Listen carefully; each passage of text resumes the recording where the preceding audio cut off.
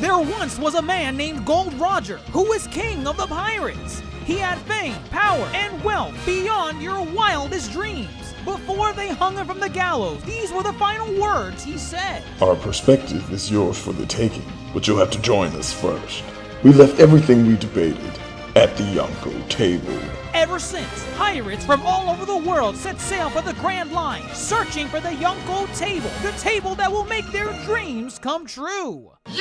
Yo, everyone. That is the voice of your Yonko host, Dr. Jace Attorney, and we're on episode 3 of Despair, or also titled The Last of Us. HBO's The Last of Us has graced us with another episode this week.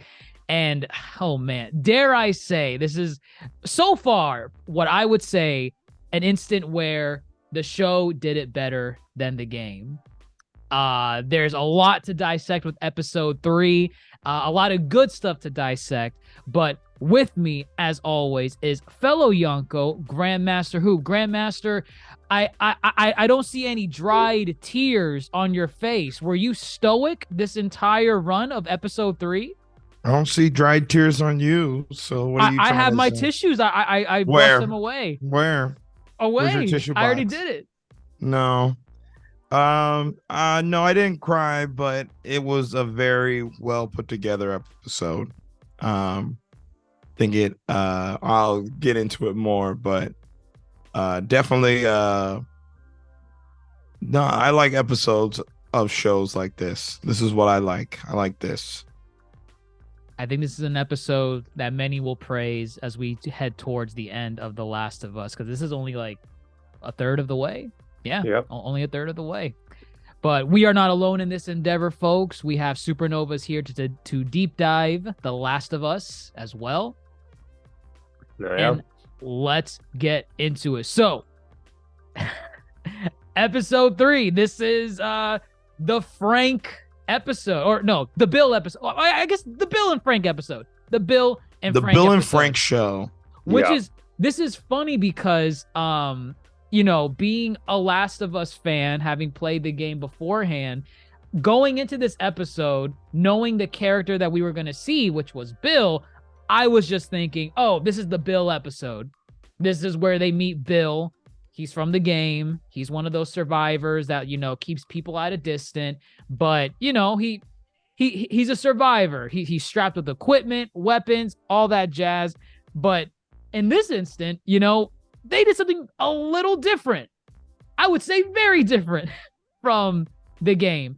How did you guys think about this episode overall? Because I know on one hand, Dr. Mondo, you played the game, and I would imagine you would see that this is different from the Yep. game. And then Grandmaster, you did not even get this far in the game, so this is all brand new for you.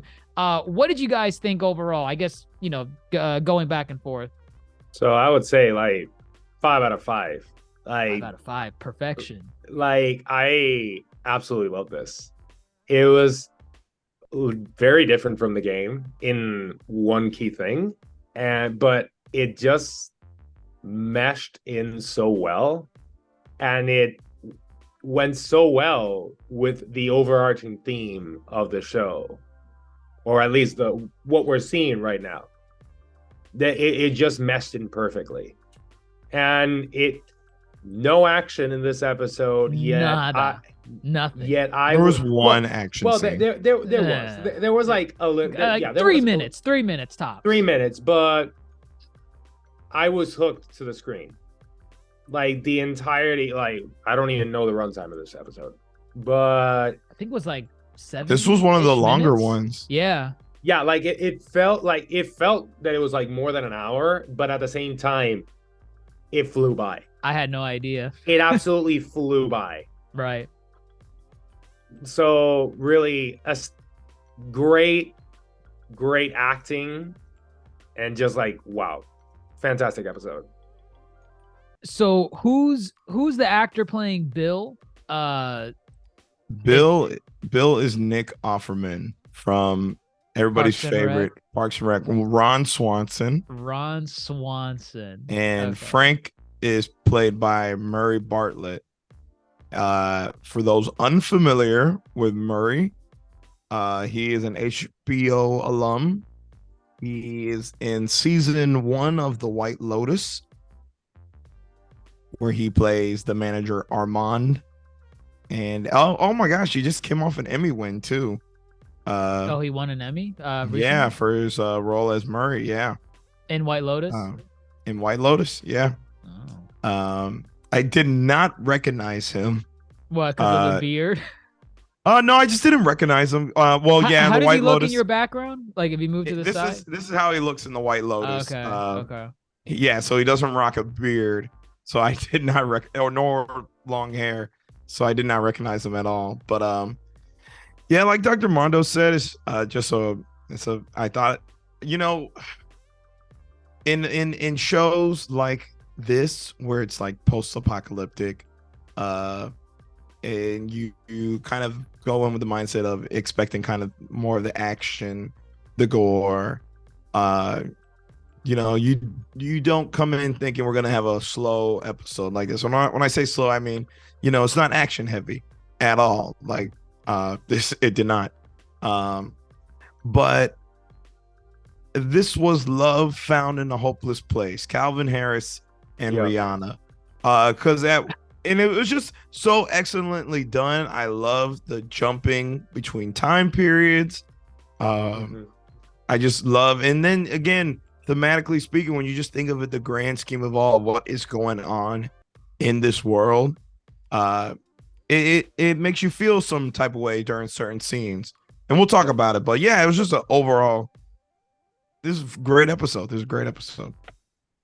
Yeah, it really was, because the episode I noticed from the get-go, because the last 2 weeks we've been graced with these not flashbacks, but like, these moments before the outbreak occurred, and we would get these different perspectives of, like, last week we got Indonesia, and the scientists that thought this is how the cordyceps is gonna evolve from here. And then the first week was the interview with the scientists, the researchers. So that was cool. This week we didn't get that, but I think in a way we kind of still did, because it still turned back the clock to 2003, right before the outbreak occurs. But this time, instead of telling, on this side of the world, this scientist said this about the cordyceps, instead we get to see how the military was basically rounding up people, right,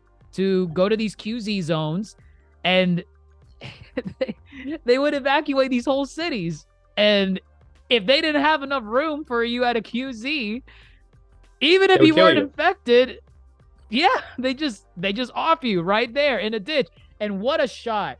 That shot of when Joel and Ellie were walking past that grave site, and you see like the tattered clothing of the mother and child, and then it just there's skulls there too. The skulls, the skulls, and then it rewinds to when they were alive, and you're like, oh my God, that's crazy, because you know what's gonna happen. You see them getting loaded up into the truck, getting evacuated from their homes, and I mean that's how you get introduced to Bill. But that's cool. I mean it's not cool that happened, but I like the establishing shot, how it rewinded back.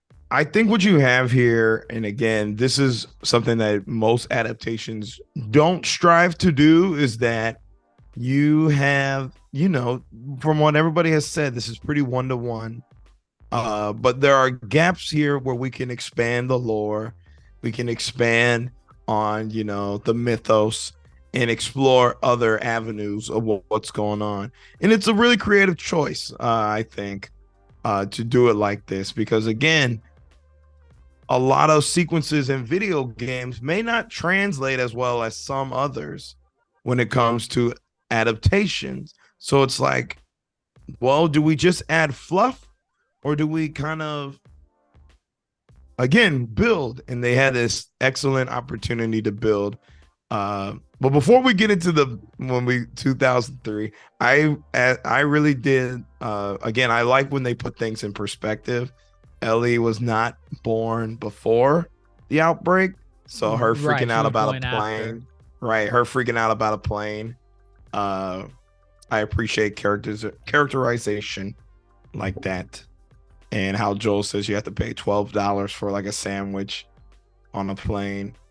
But And she you was got to like- go up in the air. Yeah. That's Right. cool. She doesn't care. Right. She's like, you get to go in the air.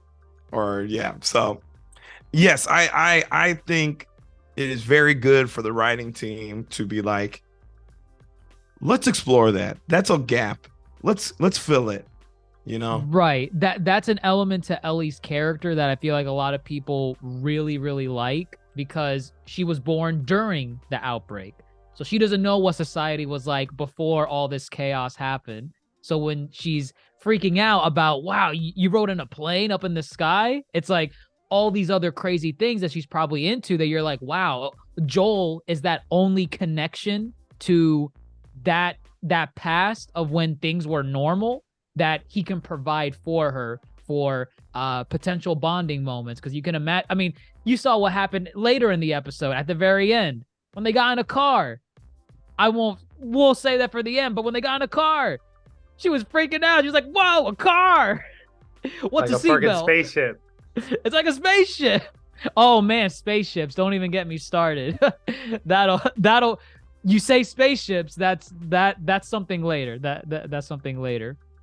But yeah, no, it's they, you know, in these one-to-one adaptations that we want from like our series or from our games to be adapted into shows or movies, I think they took a really good opportunity here to expand, kind of like what Grandmaster Hoop was saying. For those that remember, Bill was in the game before, but Bill was by himself when Joel and Ellie met him. And again, same persona, same attitude, same character that Otterman has been portraying in this episode. But you don't know anything about Bill's past. And as you learn with him as a character, you realize, oh, he had someone with him before. He was in a relationship. And then you realize that the person he was with was a man as well. And you're like, oh, wow, Bill is gay. And it was just something interesting to see because you're like, you didn't expect it. And I was like, wow, so this guy who has like built this wall around him, he did used to love before. But we don't know anything about it. We don't know who Frank was. What happened to him. I think we know that he died, but we don't know the circumstances as to how he died. But that's it. Then, you know, Joel and Ellie shake hands with Bill. They're like, all right, man, peace out. We're going to take this truck. And then that's it. That's all the game did. This was perfect. A perfect opportunity for the show to be like, let's show what Bill was like before he bumped into Joel and Ellie again in the present time. And this was perfect. Frank and Bill. What is it? Frank falls in a hole in the beginning, like a trap. Well, I think it's first to point out that again, I think there was no better person to cast as Bill than Nick Offerman. Yeah. Honestly, in an alternate universe, this is Ron Swanson. If the world went to shit, I feel like he was just playing his Ron Swanson this entire time. he was maybe not as I mean, they're both like super cynical, but it was like, I don't know, there's an endearing part to Bill that is different to the endearing side of Ron Swanson. But either way, yeah, just a masterclass survivalist. He bunkered down. They checked his house. We always laugh at those people, but the ones that got it set, he was they're ready. the ones alive. He was ready. But he said something. I forgot what he said. I'm gonna look it up in a second. He said he's like, yeah, you go on and leave us with your new world order. Oh yeah, you new world order fucks or something like that. Yes. And then he did what you should do. He went to a Home Depot. He loaded up. He made sure his generator was working. And then he sets up all these traps. He's got all these traps. He's got, oh my God, he's got flamethrowers. He's got an electric fence. What was his occupation before all of this? He's got this tripwire that just like shoots a shotgun. like Right. like he's just He's like got a security system. Like, no, like the best thing is that he's just like sitting down and it's like the alarm trips and he's like, okay. And he sees like a zombie coming in. And he's like, he just sits down, almost just like waiting for what's about to happen. Trips the wire, zombie den. He's like, never gets old. I'm like, bruh. And there's beauty behind him saying it never gets old. Because oh wait, isn't that Swanson? Doesn't he say that? No, I mean I don't know. Gosh, because I've only done Parks and Rec maybe twice through. So Oh well, then what were you thinking? oh no, I was saying because it was getting old. His routine was becoming mundane. Oh, Yeah. okay. And you okay. see that because as you said, Frank falls in a hole. I didn't know if I guess he just fell in. It wasn't like a landmine or something. He just fell in. Oh the no, hole. yeah. It was like like goddamn. Imagine if he hit an inhumane trap, you know? One of the Like- flamethrower ones. Right. Like he really lucked out falling in that hole. He has no idea. And then rightfully so, you know, it's like this world is dangerous. You do have some questionable people. Then this whole time too, because again, I have no idea the story of Bill. I don't know about Frank. Did y'all know you knew this was Bill? Did you know that was Frank right away? Yes. Okay. No, I knew it was Frank right away because of the time period that it was establishing. Right, because it said what This was like, this was 03. This was He means- 03. So I was Yeah. expecting if Bill was gonna bump into anyone and befriend them, I feel like it's likely going to be Frank. Okay. Because yeah, in the game, he never mentions anyone else that he ever cared for, became friends with, anything. It was Frank. Frank was the one. So watching this, I'm thinking, oh my God, he's gonna reach for his gun. Oh my God, he's not patting him down. You need to pat him down. There was an air of suspicion. Like I knew it was Frank, but this is still Bill like putting his guard up this entire time. And I'm thinking like this dude's gonna sneeze and he's gonna draw his gun and like shoot him or something. Like there's just so many times where Bill like turns his back away and I'm like, Bill, what are you doing? Yeah, no, the whole time I was like, man, he's got people in the woods ready to jump Bill. And then, you know, he says, Boston's the other way. And then he's like, I haven't eaten. And again, see, that's where Bill, I think you start seeing that Bill is recognizing his loneliness, Yeah. need for companionship. And I guess, oddly enough, he was attracted to Frank. Maybe not something that, you know. It wasn't the first thing that came to mind, but Right. yeah. Yeah. And yeah, again, this whole time on edge, he lets him use his running water. I'm like, man, you can't just give him 5 extra minutes of your running water. That's precious water. I don't even know how you have running It's water resource right now. management. Right. I'm like, what are you Resource doing? Letting him get 5 minutes. Get him out of your house. Well, you thought maybe he was like getting his gun ready in the Yes, shower. the whole time I am on edge. I will tell you the moment when I'm not on edge anymore. The piano. No. Actually, you know even what? No, I was still on edge at the piano when he sat down. When Bill sat down. When Bill sat down at the I'm like, piano, yes. uh, I was like, I'm he's gonna worried. reach for your gun. It's over. You're dead. You're exposing your back. He's gonna slit your throat now. And then it just really plays out something, man. They both take turns playing the piano. Oh my God. And then, you know, it's like he says, who was the girl? There is no girl. Right. And then damn, they move fast. I mean, I guess it's the apocalypse. They You gotta move moved fast. Oh no, they moved like they went straight like home run all the way. Like they really skipped through second and third. That was a home run what they did there. Well, literally damn, what man. it was. He made him dinner. There was a show. And then I mean that's a perfect date right there. Yeah, Who's the girl? There is no girl. Oh, so I it's know. me then. No, and he It's was like, me. I know. I'm I like, know. "Damn." And I was like, damn, bro. It's just the when he said I know, I'm like, wait a minute, he could be anyone. And so from and still even at this point, I'm like, man, this is really nice. This is romantic. I'm like, Bill's dead. Bill's dead.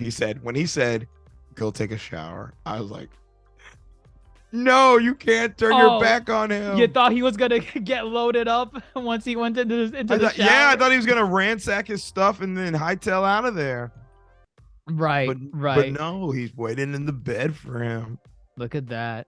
And he's like, No, but even beforehand, there was like some like subtlety. So, you see Bill like this survivalist, this like looks like he's redneck with all his guns and all that, but the way like he serves him this really gourmet dinner. a rabbit. The rabbit. Was it rabbit? It was Yeah, rabbit. it was rabbit. Oh, And okay. then he has the wine that he serves, and Frank is like, oh, I didn't expect you would know that this wine goes with this. Like, Yeah, he's like, this pairs well with rabbit. and it's like these subtleties, and it's like, I think that's why like Frank is okay. I think I know something here. He's like, I didn't, I know I'm not the type that looks like who would know something like this. And Frank's like, yes, you are. Ah! See, again, it's just really good how it, because again, you have in the back of your mind, this is an apocalypse. There's no way there's this, this back and forth flirtation going on, like Bill is nervous when he came out the kitchen with the 2 plates. Like the man's nervous, it's not, and you think it's nervous because he doesn't trust him because he's like trying to survive. He's nervous because he's attracted to him. And he has the butterflies. Right, yeah. And it's really well done. I believe it, but I'm also like, please don't betray this man's trust. Don't do it. So when they do the jump, because from here we go from 2003. There's a lot of jumps. I think it's like 3 years later. I think no, 4 years. It goes to 2007, years. And then from here on out, it's 3 years, and then they do the big one to 2023. And I'm like, oh, 2007. Frank's a good guy. He's here to stay. Yeah, he's not a whore, as he said that night. He said that. He did. If I'm going to do this, you better keep feeding me that good rabbit. He said, I'm going to be here a couple more days now. I like that. Frank's a man that knows what he wants. I like that. That's true. That's true. No, but then it's like, I think like when we fast forward, Frank is like, he's like super fucking pissed. And you're like, what the hell happened? And is it like Frank wants paint and gas for the lawnmower to just like make the street and the stores pretty? He's a freaking what is it? The home the people who take they get on you when you don't cut your lawn, and homeowners association. Yeah. HOA. He's like, I get it though. They're here. They want to make it nice. This is their home. Our home is everything, not just the house. Right. No, and then he says like something. Yeah, because we need to do this for when people come visit, and Bill's like, wait, what? Friends? Like, we don't, Frank. We don't make friends. Okay. It's like there are no friends here. He's like, I've been talking to someone on the radio, and I invited her over for dinner. And what? What? And now I did not put together that it was Joel.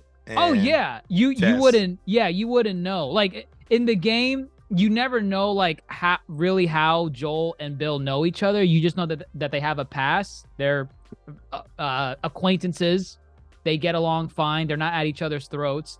But unless they outright told you it was Joel and Tess, there's no way to know. I thought they were gonna invite some randos. No, I expected it. I expected it was gonna be Joel and Tess.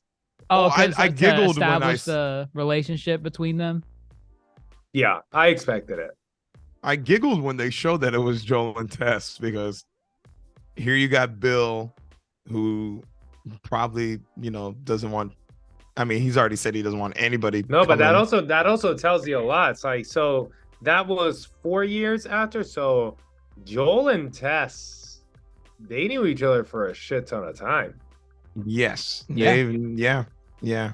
Like, Not that to kind- mention, they're not accounting for For the 4 years. Joel. Well, no, I mean like Joel traveling from Texas to Boston.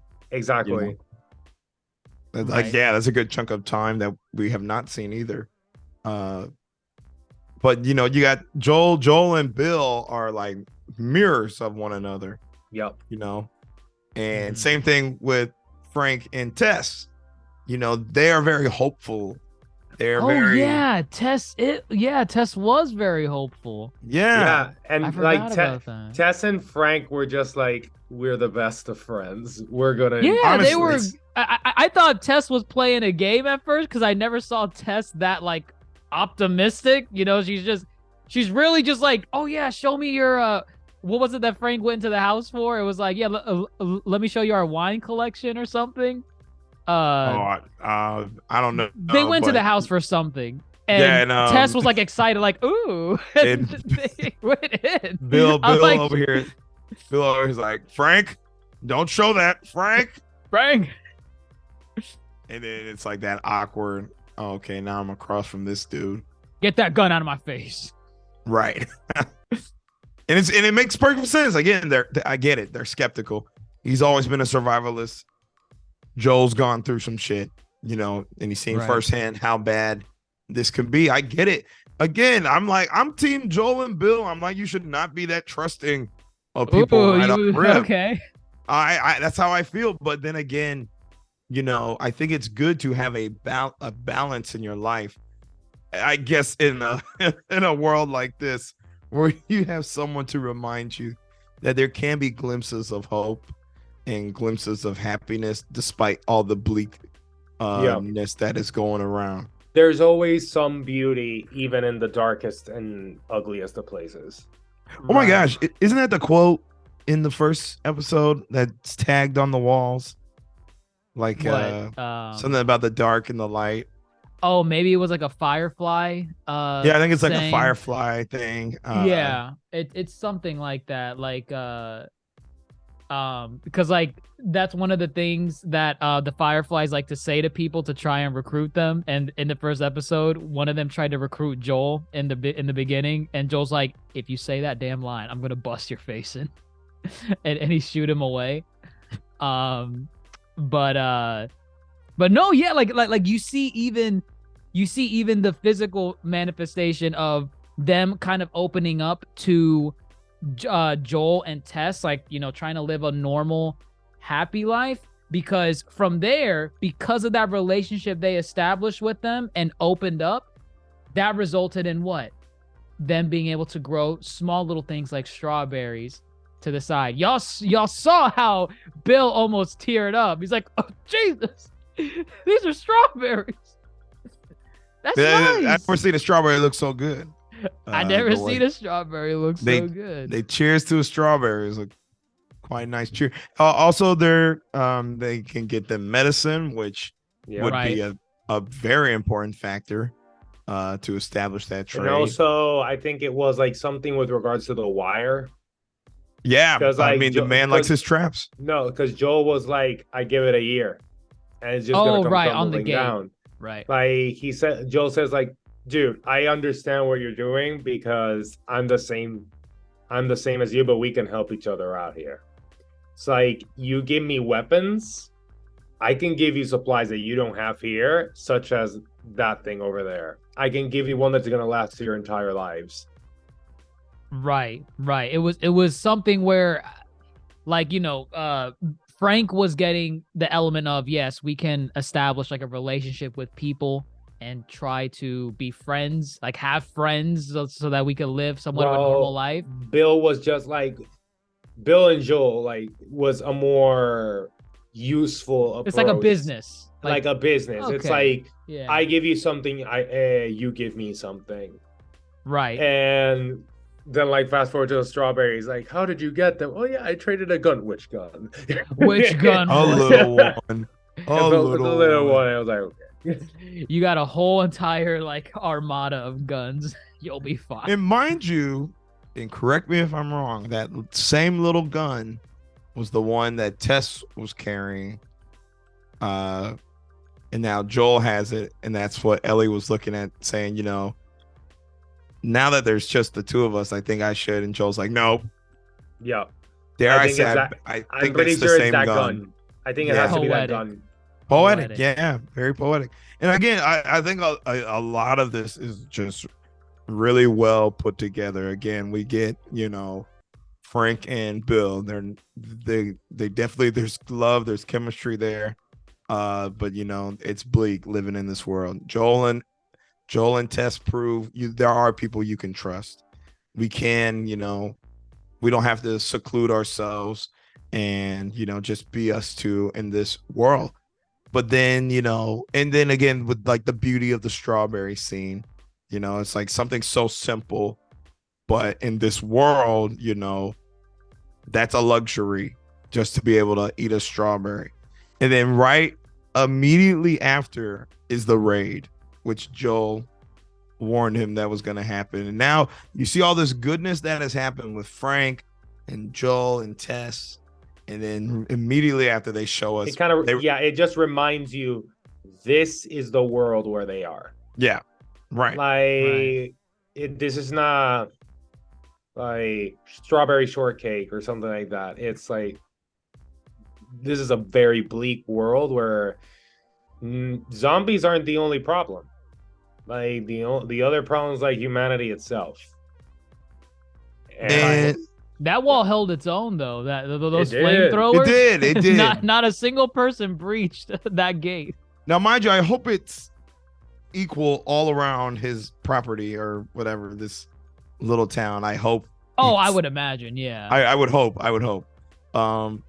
And now this is where you know, as Dr. Mondo, you just said, you know, like humanity is also problematic and whatnot.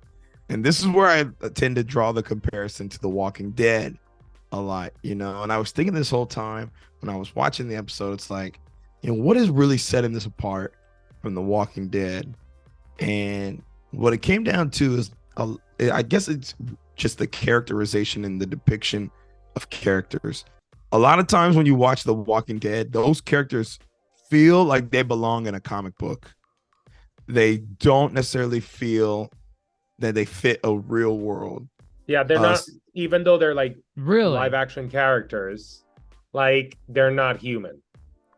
Yeah, it's just it loses some realism for me. Interesting. I mean, Yeah, no, I it's- haven't seen the last one. I haven't seen The Walking Dead outside of the first episode, so I honestly have no idea how those characters are portrayed. But that's As interesting. there are some characters that are just kind of ride the norm line, and they're like relatively normal, where you could probably put them in the world of The Last of Us. But then Okay. there are characters that are so kind of over the top and Eccentric a little bit. eccentric to the point where it's almost cartoony. Like the action, And- the, I like the think I get typical it. action hero, the typical action hero persona. I get I mean, it. I get you know, it. Michonne is a great character. She's Denai Guru with the The from Black katana? Panther. Yeah, she Okay. has the katana. Okay. And she's one of the most level characters, but I don't picture someone wielding a katana Okay. in The Last of Us, you know. Same with Norman Reedus, like the crossbow. Oh, the crossbow not so much is a problem, but Norman Reedus as a character, just the country badass, you know, like I don't care what nobody got to say. I don't know. I mean, there are worse portrayals of like this cartoony vibe that I'm yeah, talking about. yeah. You should Definitely. look up King Ezekiel if you get the Ezekiel, time. Jesus. Go look him up when you get the Fine. time. But you know, this it's a trope, I guess. You know, the human aspect of, you know, there are raiders, there are people who are going to try to get your resources and all that. So yeah, it's just a comparison I make while watching the show. But I do feel as of right now, in the 3 episodes of The Last of Us, they have done more emotionally than half The Walking Wow. Dead. No, and it's Wow. like It's so as a person who isn't a fan of zombie stuff in general, like because zombie the zombie genre has been so oversaturated, Mhm. like overused, cliched, and just like worn out. The way that The Last of Us portrays this genre is so freaking good because it's what you're saying, Grandmaster Hoop. It's that degree. Even in this science fiction, we're seeing a degree of realism that actually kind of makes us think, oh shit, like like let's say this happened. I can actually picture this happening like this. And it's good because it allows you to put yourself in the character's shoes. Because you going into The Walking Dead, I haven't seen like so much of The Walking Dead, but I've seen enough of The Walking Dead to agree with what you were saying of some of their characters. I saw like The Walking Dead and I really couldn't relate to any character. Sure, there were some moments I would say like, damn, that's cool, blah, blah, blah. But that's it. It goes nowhere more than that. And here it's like I see like different characters and you can understand their motives, you can understand everything they're doing, and you can try to put yourself in their shoes, walk a mile in their shoes. And it just shows, again, the bleakness of the world in more ways than one. Because, like, the world is bleak, obviously. Zombies are fucking killing everyone here. Right. Like, they're fungus, that's another thing that I like. It's even more realistic the way they become zombies. Not gonna lie. Right. I like how it's part of nature and not exactly. Just it's like part of nature, scientist part of nature, thing. mutation. Yeah. Literally, what happened with COVID, but with fungus. It's how that's like they legit took. Obviously, what happens with the fungus cannot happen in real life, but what they're explaining is from a medical and scientific standpoint what happens in a pandemic. Like they took some like scientific stuff and they applied it in a really nice little way. So even that is even more realistic than all the other zombie stuff you see. And so it's just such a it's an onion. It's onion. Yeah, it's layered. But like there's layers to the realism and even the bleakness of the world that they're portraying. But even in that bleakness, they still find ways to show you the beauty of something, even a speck. And they do a great job at that. Yeah. So they do really, really good with that. I mean, you can see it in just how Bill and Frank like interact with each other, like throughout all their years, and kind of like going into that 10-year time jump. They spent another 10 years on top of the years we already saw them just living together. They held down the fort. They had a happy life, but we jump forward to 2023 and what we see Frank. He's in the chair. He's in the chair. He's wheelchair bound. It's like it's very nice what they did there because beforehand, like when they were just like running, Frank was leaving Bill behind. You mean when they were jogging around the complex? Yeah. Like, you thought, yeah. You're right. No. Like I knew because of the game that Frank dies, but it's, let's say, for a viewer who hasn't played like Last of Us at all, like you. No, absolutely. It's such a nice little thing because like Frank is leaving Bill behind while jogging, and you see like Bill is suffering. Bill is like, damn, and like Bill's so about to leave his body. No, and like Bill tells him at one point, I think it is like that's like right before I think the strawberry scenes or something. Yeah, it was right before the strawberry. He says like, I'm sorry that I'm getting so old. I'm getting older faster than I'm you. getting older faster than you. So, right. and you seen that, and then like 10 years later, the one that's in the wheelchair is Frank. Ooh, yeah, really well done too. Because the jogging, Exactly. you thought Bill was in worse health, and then Bill gets shot. Bill during gets shot. It's Bill like gets everything is shot. pointing to Frank. Like Bill is gonna be the first one to go. Right. And then you fast forward, I think 10 years later, something like that, right? Yeah, this was the 10-year. After Like the a 10-year strawberries, jump. Like a 10-year, yeah. And you see that it's Frank, the one that's in the wheelchair. And I think Frank has Parkinson's. So here's what I think is, I guess, kind of the maybe it's the beauty of it all, is that one, they just don't say what it is. No, but And- I'm pretty sure it's that. That's why. I mean, if I were to assume, because just, given what Frank says, they couldn't find a cure before. There is no cure for Parkinson's. Well, I don't think it's Parkinson's. What do you think it is? What do you think it is? I think it's probably HIV/AIDS related, because, again, How? well, what No, do you mean? it's Because not. they are. I mean, it's stereotypical to say that just because they're a gay couple doesn't mean one of them No. It's not suffered that. from that. It's not But- that. Not Trust that. me. But go ahead. Go ahead. This, Just say your I'm reasoning. going off of this because, again, it was just simply the idea that they said they hadn't found a cure. They didn't have a cure for it before this all happened. Okay. So this was, and he already knew he had it from way back when. It's Parkinson's. So It's Parkinson's. I mean, don't buy the HIV thing. I Like, mean- that would have killed him so No. much sooner. That Like, you it don't would know not- that. It's Parkinson's. if he had he has the HIV symptoms. since before the outbreak, he is not living another 20 years That's debatable. with no Uh, medication. No, We don't know if he absolutely did it. not. We didn't know. We didn't know if he. That's the thing. What, he has a stockpile of it, like under That's his in what. his Well, pockets? that's what I'm saying is that No, They- one, stop, they don't say- stop. they Wait, don't- no, they let's say- Google this. Let's Google it. no, we don't have to Google. 'Cause What's again, the longevity? I of- think so- the beauty of it is that it doesn't matter what he had, is that whatever he had, he was gonna bite it before Bill, and he knew his days were numbered, and that is more beauty than pinpointing what he actually did have. It's okay to say it's Parkinson's, man. I don't know nothing about Parkinson's.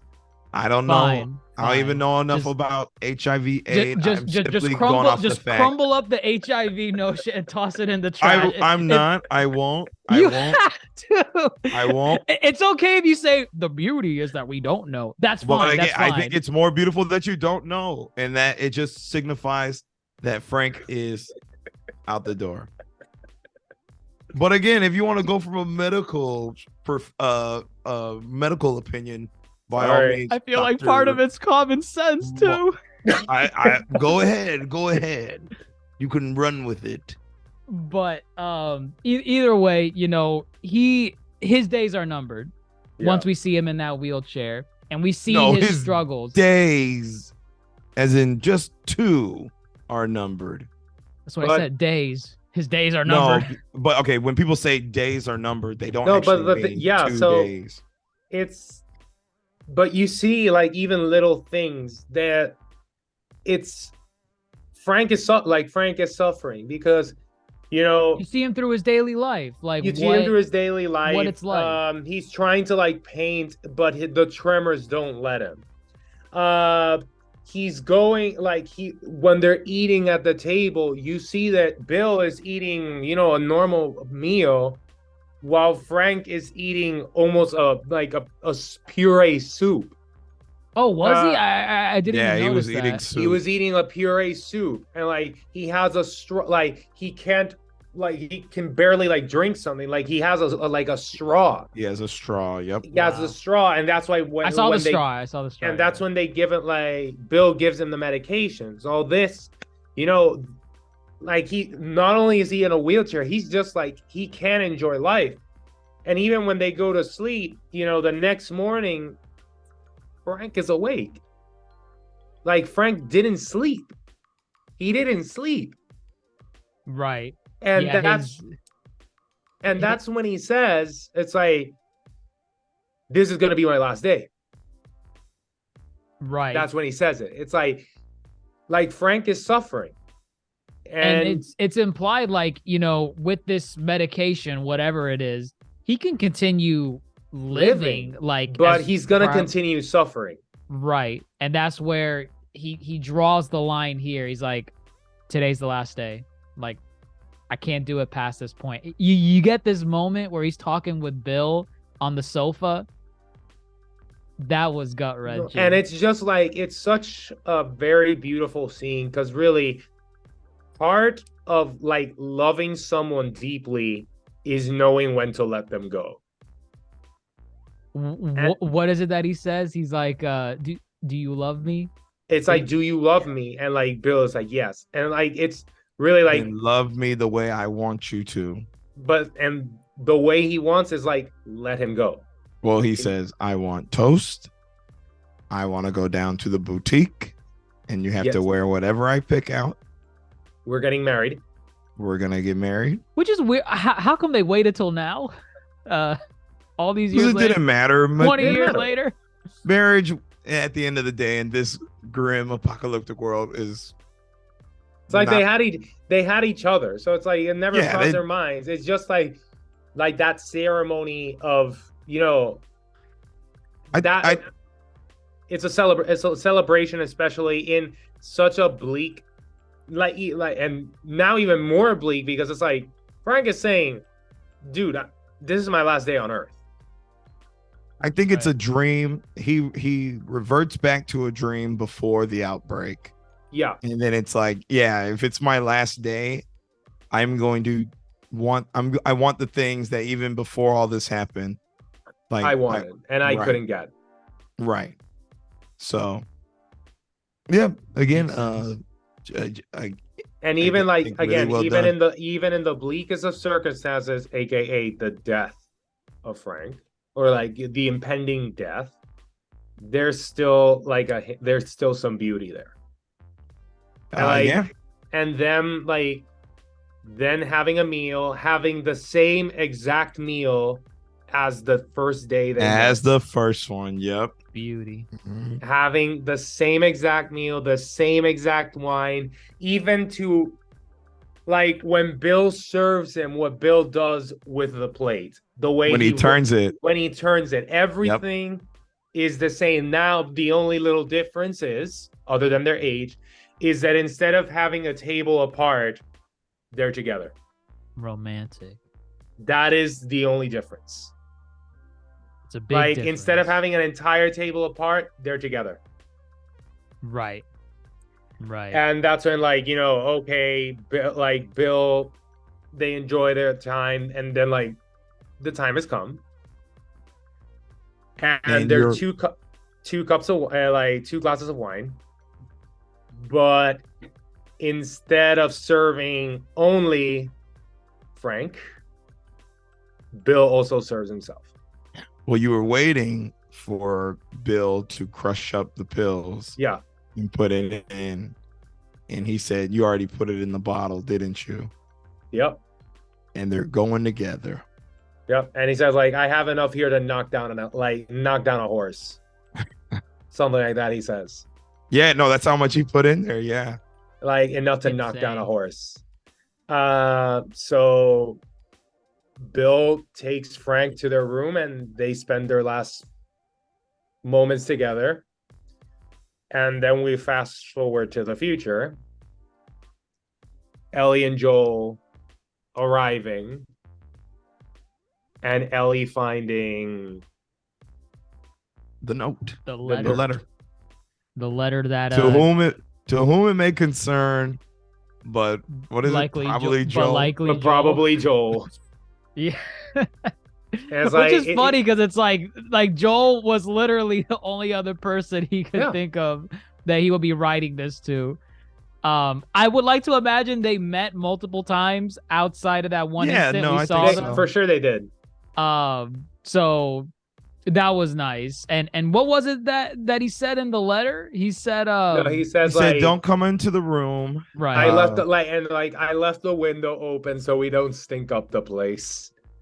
It's like, Thank you for having How courtesy. considerate. They said, I left you the truck. All my materials are yours. The code is the same one as the bunker code is the same one as the gate code, but backwards. Yeah, he's like, if we weren't friends before, consider this us being friends. It's kind of like we're friends, he says. Yeah. And then I think it, and I think what okay, so then what really hits home is the part of the letter where it says, you and I are the same. We are on this earth to protect those that we love. We befriend them, we take them in, we protect them, and all that. And he's like, I did that with Frank. and I want you to do that with Tess. And then boom, pauses. She doesn't read it because he already knows what he's about to say. And then he reads it himself, and then Bill protected Frank. He did it. Joel failed. Joel came up short, Twice. Yeah. Oh yeah, Twice. And that kind of really sucked. Hearing that, because now all you got left now is Tommy, who's all the way out in Wyoming. They're in freaking outside. They're 10 miles outside of Boston. They're not far at all. They got a truck now though. Wyoming is clear across the country. His only other love person, and he's failed twice now. And now he's burdened with this little girl. Meanwhile, the one that he loves is all the way over there. And it sucks for this man, Here, their story is supposed to be really hopeful. And yet, I don't think Joel walks away with the most hope from their story, But also, like, kind of circling back on Bill, like his character, it's just great because you compare the Bill that we meet at the beginning and the Bill we meet, like Bill at his deathbed, and it's kind of ironic that Bill found the greatest happiness in the bleakest world. Like when the world was, before the apocalypse, Bill was a shut-in that hated everyone. And Bill found happiness, like for the first time in his life, literally when the world was at its worst. It's so ironic, but it's so beautiful at the same time. Well, I think also what's ironic is Joel wasn't a shut-in in the beginning. Joel's world basically. So Joel was happy before everything happened, and his fortunes went the other way, but turned for the worse completely. Honestly, Bill was the other way around. And so we're hoping Joel will be able to see that you can still find something worth living and someone to protect and to love and cherish even in this world. Because the writing's on the wall at that point. It's like he's gonna grow attached to Ellie. And we all know why he's gonna grow attached to Ellie. Right. We all know why. It's like it was a little on the nose for my liking when it was written outright in the letter, because I'm like, thanks. I would have liked to piece that together myself. You were doing such a good job with just, laying out the context by just character actions, but it's fine with what they did, because it's like, all right. I mean, Joel's gonna find something to love again. I mean, he loves his brother, but like the way that Bill cared for Frank and wanted to keep living in this world to give the world to this person. No, but it's also I think it's a nice little moment like with Ellie, because it's just like, so Ellie kind of knew that Tess and Joel were a thing, like obviously she knew. But like when she started reading that letter, it was just like, oh, like Right, like yeah, she paused on his name. She starts like seeing Joel in a somewhat different light. It's not like this guy's not a cold, well, he is technically, but a cold-blooded killer. Like, right, yeah. This guy, this is what he just lost. Right. He has a charm to him. Ellie doesn't know anything yet about. She doesn't know anything yet, but she's starting to like piece together in her mind, just yeah, because there's Ellie's more to smart. him. There's more to him than meets the eye, and like behind this rough exterior, there's actually like a very decent human being. Right. And so it's like that's why I think the letter is like important in that sense, especially that Ellie is the one that finds it. Right. Because right. Ellie reads the entirety of the letter. Right, and then she stops at the test. And then stops at the test part. And it just lets her see Joel in a very different light. Right, because clearly he cares. I mean, he had to Yes. step outside at that point. And yeah, no, they Ellie and Joel, they like, clean themselves up at that point. They stock up inside of the garage.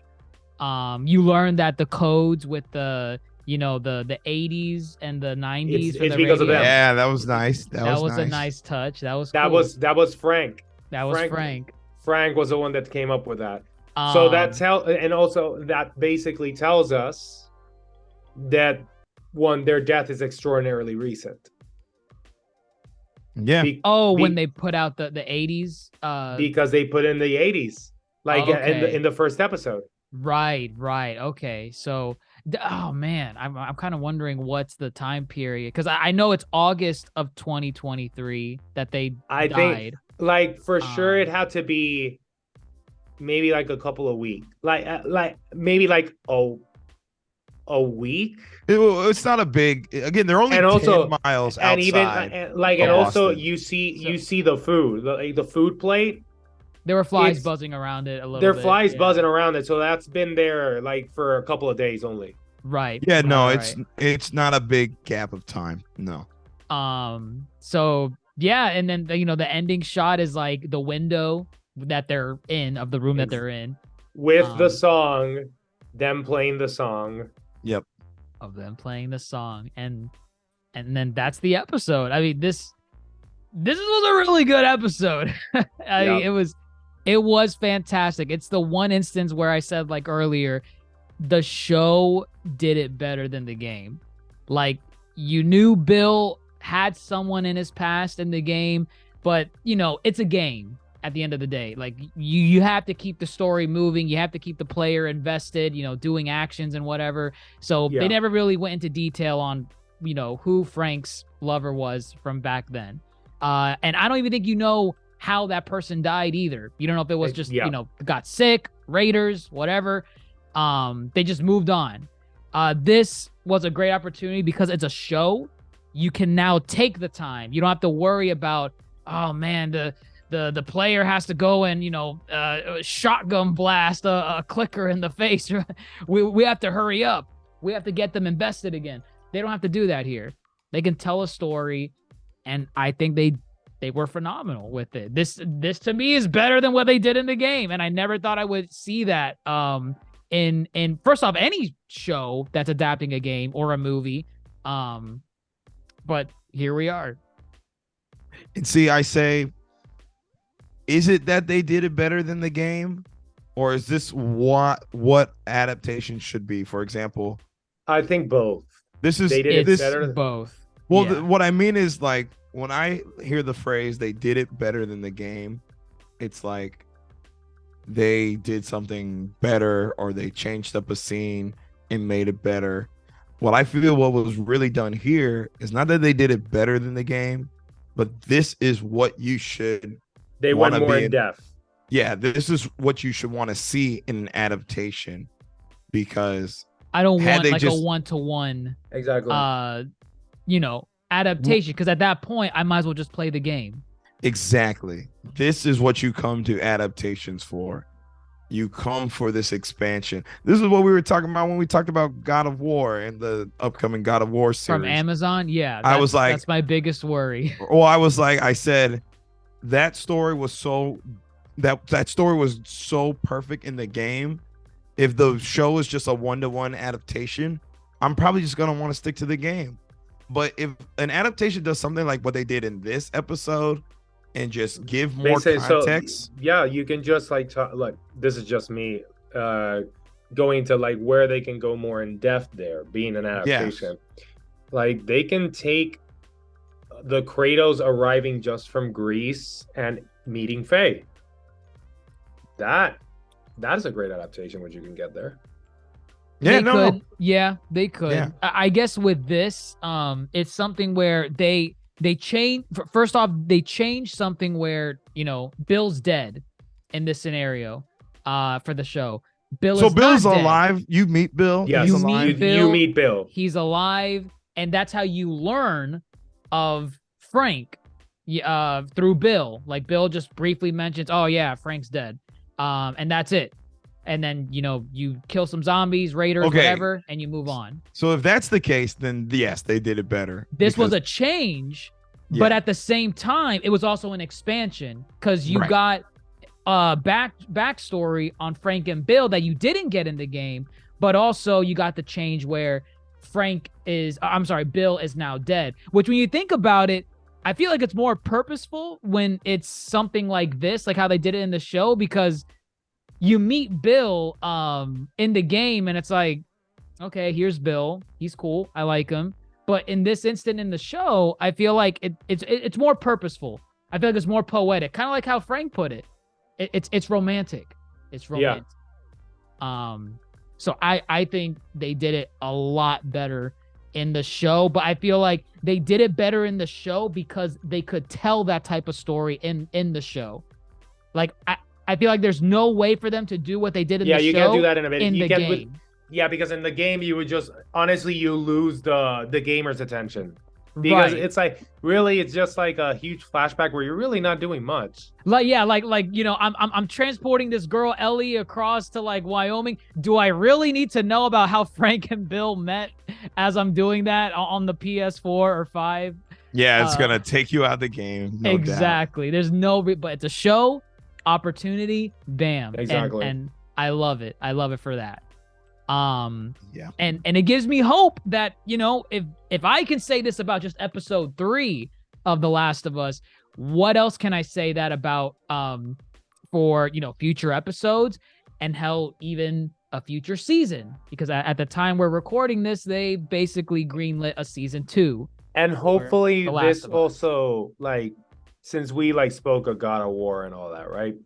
Hopefully The Last of Us provides a good blueprint of how to do a video game adaptation right. So Are that, you saying that Last of Us broke the curse for They bad video game adaptations? oh, for Um, sure. Well, Last of Us is part of the equation. What about Castlevania? I was Oh gonna no, say no. What But about there are Sonic other- the Hedgehog? there are other good ones out no, there. I'm talking about like live action, like literal live action. Got it. No, like yeah, because we got Cyberpunk Edge Runners, we got Castlevania, we got a shit ton there.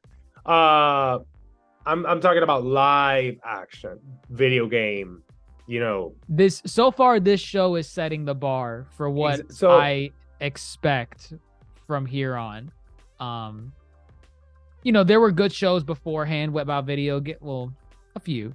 But for live action, like this is really setting the bar to the point where it's kind of like what we said in the last couple pods on this. You do not need to play the game at all, like, or be familiar with it in Exactly. any way to appreciate that. And I feel like that's very important because even in all the other stuff that we praise, like, I love Sonic the Hedgehog. We all know that you do. But to enjoy the movie, I feel like you have to have some appreciation towards Sonic in general. in some capacity. Last of Us, you don't need that at all. No. Um, It's a show that caters to both the gaming audience and then, people don't know shit about video games. right, right. Behind the scenes, they just have a really good crew. They got, again, Neil's here for fans of the game, and Mhm. Craig Mazin. He's already coming off of so much stuff with HBO. He's the Chernobyl guy. He's Chernobyl, yeah. He's Oh, Chernobyl. damn. So, So they got a hell of a crew. yeah, Mhm. I think you want bring in people from the home team, and then bring in people who know how to make a TV show. Exactly. I Right. think that's the blend you need. Like the dude who does the Sonic movies, he worked on those games, so he's a Sonic fan. Oh yeah, you didn't know about that? What? The guy who does the Sonic movies, he helped make some of the games. The director of the movie? He's got credit in the games. Interesting. Yeah, no, it's very interesting. Yeah, I did Jeff not know Fowler. that. Yeah, Jeff Fowler. But, Wow. yeah, this is what they need to do. Yeah. Mm-hmm. Okay. I mean, hell, the good thing here is that we are going to